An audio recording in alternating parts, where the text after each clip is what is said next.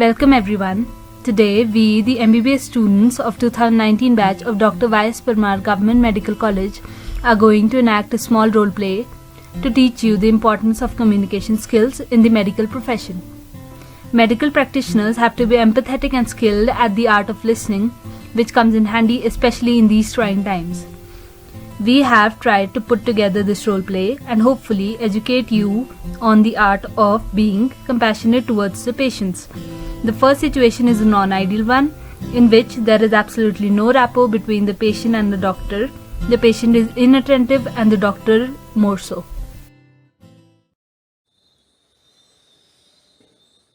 Next.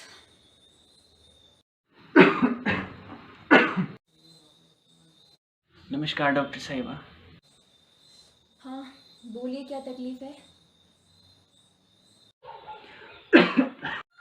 अरे यार। Hello.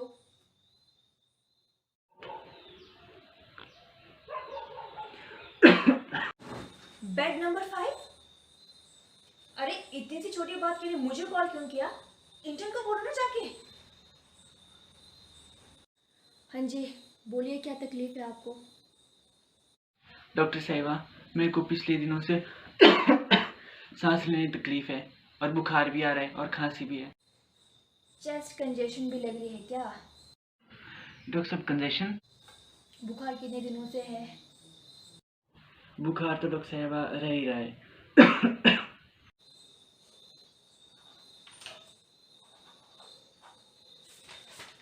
ये लो, तुम्हारे लिए दवाई लिख दी है, खाना खाने के बाद खा लेना। 5 दिनों तक ले लेना और कुछ टेस्ट भी लिखे हैं वो भी करा लेना जाके। ठीक है मैडम। पता नहीं क्या बोला डॉक्टर ने, दवाइयाँ लिखी तो है, दिन में 3 बार बोली है खाने को। पता नहीं अच्छे से देखा कि नहीं, मेरे को बताया भी नहीं कि मेरे को हुआ क्या है। इतनी सारी दवाइयाँ और टेस्ट लिखे हैं, अब इनके पैसे कौन देगा? पैसों का इंतज़ाम कहीं से हम कर लेंगे, और दवाइयाँ लिखी हैं तो लेनी ही पड़ेंगी, वरना तबीयत और बिगड़ जाएगी। चलो अब घर चलते हैं, देखते हैं कुछ करेंगे।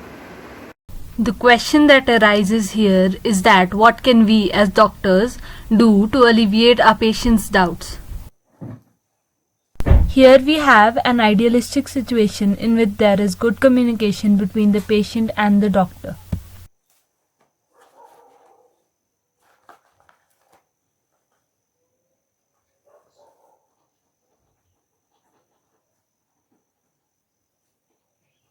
जी नमस्ते डॉक्टर साहब। हाँ जी, नमस्ते जी, बैठिए। जी धन्यवाद डॉक्टर साहब। हाँ जी, बताइए क्या तकलीफ है? डॉक्टर साहब, मुझे आजकल एक अजीब सी बेचैनी होती रहती है, कुछ ठीक महसूस नहीं कर रही हूँ। मेरा वज़न भी कम हो गया है।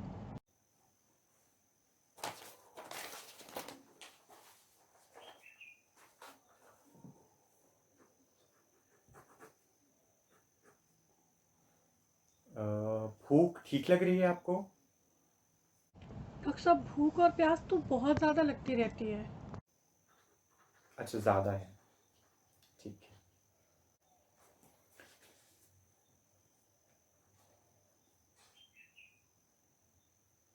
इसके अलावा कोई और तकलीफ? डॉक्टर साहब, बाथरूम में बार बार जाना पड़ता है। ठीक है, हाँ जी, मैं समझ रहा हूँ, ठीक है। नज़र कैसी है? नज़र ठीक है? पास की नज़र, या कुछ दिनों से कम हो रही है? डॉक्टर साहब, आप सही कह रहे हो। मुझे भी कई दिनों से लग रहा है कि ये जो मेरी आँखों की रोशनी है, ये कम होती जा रही है। अब आप ही कुछ बताइए डॉक्टर साहब, मैं तो बहुत ही ज़्यादा परेशान हो चुकी हूँ। मैं कुछ टेस्ट लिख देता हूँ। फ़िलहाल मुझे शुगर के थोड़े आसार लग रहे हैं, लेकिन टेस्ट के बाद ही हम कुछ भी पक्के से बोल पाएंगे। तब तक के लिए आप खाने में परहेज कीजिएगा, बाकी घबराने की कोई बात नहीं है। हम दवाई तभी शुरू करेंगे जब आपकी रिपोर्ट्स आ जाएंगी। आप टेस्ट करवा लीजिएगा, मुझे रिपोर्ट्स दिखा दीजिएगा और फिर हम दवाई शुरू कर देंगे। ठीक है, नमस्ते जी, लीजिए। जी डॉक्टर साहब। जी धन्यवाद डॉक्टर साहब। We have here a patient who was standing outside the medicine shop amongst the crowd. Let us interview him and hear what he has to say. Hello, नमस्ते। सर, क्या आप हमें थोड़ा बता सकते हैं कि आप किस बीमारी के लिए डॉक्टर के पास आए थे और इस दौरान आपका कैसा अनुभव रहा डॉक्टर के पास? मेरे को कुछ दिनों से लगातार खांसी और बुखार भी था, तो इसलिए मैं डॉक्टर से मिलने आया था। सुबह मैं जब आया था तो यहाँ पर IOPD तक पर्ची कटवाने के लिए पेशेंट की लाइनें लगी हुई थी, तो कम से कम 2 घंटे तो इसी में लग गए थे और उसके बाद मैं डॉक्टर के पास गया। तो आपका हॉस्पिटल में एक्सपीरियंस कैसा रहा? पर्ची कटवाने के बाद जब मैं डॉक्टर से मिलने गया तो मेरे को कम से कम लगातार 2 घंटे तक लंबी लाइन में खड़ा रहना पड़ा, शायद इसलिए क्योंकि मेरे को कोई जानता नहीं था यहाँ पे। डॉक्टर ने आपके साथ कैसा बर्ताव किया? पर्ची कटवाने के बाद जैसे ही मैं डॉक्टर के पास अंदर गया तो डॉक्टर ने पहले मेरा हाल चाल पूछा उसके बाद डॉक्टर को एक कॉल आ गई और उसके बाद फिर से डॉक्टर ने मेरा हाल चाल पूछा और कहा कि क्या हुआ है आपको। तो जैसे ही मैं बताने लग गया कि मुझे क्या क्या सिम्टम्स है, खांसी है, बुखार क्या क्या हुआ है वैसे ही डॉक्टर ने मेरी बात बीच में ही काट के दवाई लिखने लग गया और मुझे बाहर भेज दिया।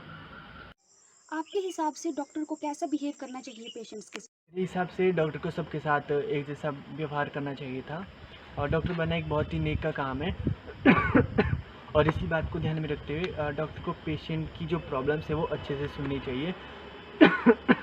पेशेंट बहुत ही उम्मीद के साथ डॉक्टर के पास आते हैं कि डॉक्टर उनकी बातें सुनेगा। अगर डॉक्टर ही पेशेंट की प्रॉब्लम्स को नहीं सुनेगा तो फिर पेशेंट कहाँ जाएंगे। आपको क्या लगता है कि डॉक्टर को अपने तरीके में कैसा बदलाव लाना चाहिए? मुझे लगता है कि डॉक्टर को मेरी बात अच्छे से सुन लेनी चाहिए थी। मैं यहाँ काफ़ी दूर से आया हूँ तो कम से कम मुझे इतना तो पता चले कि मुझे हुआ क्या है। ठीक है, धन्यवाद sir. As we can gather from this interview, every patient has some hopes from his doctor. The doctor should not undermine any of his patients and should understand that his profession is a noble one and that alone should suffice for the doctor to take care of his patient. We have a patient outside the medical shop. We are going to interview her. जी नमस्ते। नमस्ते ma'am, क्या आप हमें बता सकते हैं कि आप किस बीमारी के लिए डॉक्टर के पास आए थे और इस दौरान आपका अनुभव कैसा रहा? जी ना, कई दिनों से बड़ी बेचैनी सी होती है और ये जो मेरी आंखों की रोशनी है ना, ये भी कम हो गई है। तो आपका हॉस्पिटल में एक्सपीरियंस कैसा रहा? जी, अब हॉस्पिटल में तो भीड़ होती ही है, लेकिन इन सब के बावजूद भी यहाँ सारे काम बखूबी हो रहे हैं। अब जब मेरा नंबर आया था तो डॉक्टर साहब ने मुझे अंदर बुलाया और बैठने को कहा। डॉक्टर ने आपके साथ कैसे बर्ताव किया? जी, डॉक्टर साहब ने मेरी पूरी बात सुनी और मुझसे अलग अलग तरह के सवाल भी करे ताकि वो मेरी बीमारी के बारे में और जान सके। मुझसे बड़े आराम से बात की है उन्होंने। 2-3 टेस्ट लिखे हैं उन्होंने, वही कराने जा रही हूँ। आपके हिसाब से डॉक्टर को कैसे व्यवहार करना चाहिए मरीजों के साथ? जी, मेरे हिसाब से तो डॉक्टर साहब को हर एक मरीज़ को समान तरीके से देखना चाहिए और उनकी बात सुननी चाहिए, क्योंकि अगर डॉक्टर साहब के पास मरीज़ आ रहा है तो वो परेशान हुआ होगा तभी आ रहा है। अगर ऐसे में डॉक्टर साहब ही हमारी बात नहीं सुनेंगे तो फिर कौन सुनेगा। और जब हम मरीज़ डॉक्टर साहब के पास आते हैं ना तो बहुत आस लेकर आते हैं और कभी कभार तो बहुत दूर से भी आते हैं।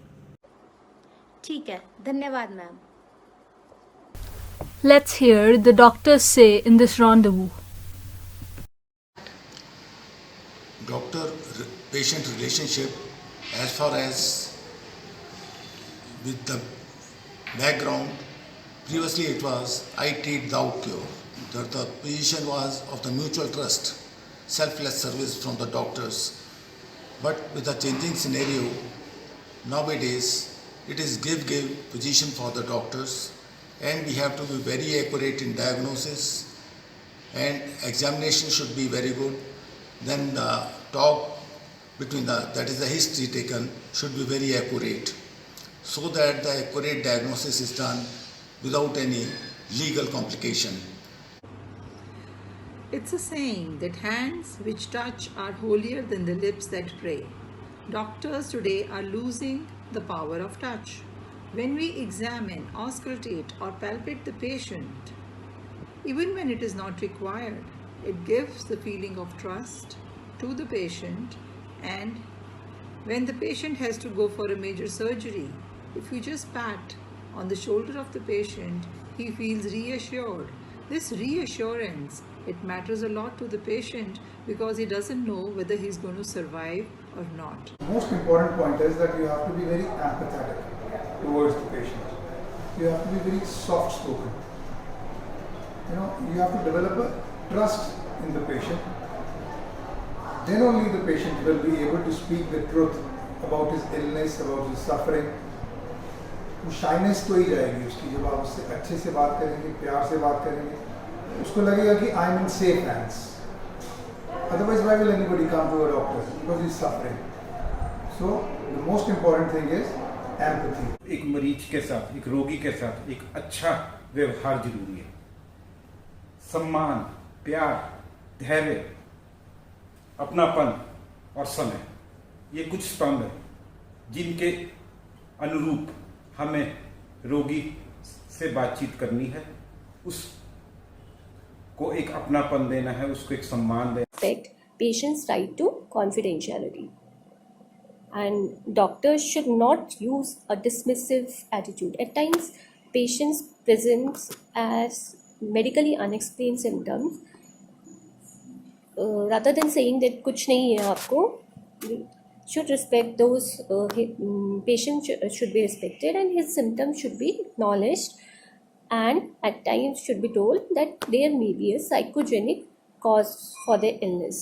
मैंने कैसे उसको अपनी अभिव्यक्ति करनी थी, मुझे उसके साथ कैसे कम्युनिकेट करना है, चाहे वो उसका ऑपरेशन है, चाहे उसका इलाज है, चाहे उसका मर्ज़ है, क्योंकि वो मेरे पास विश्वास लेके आया है.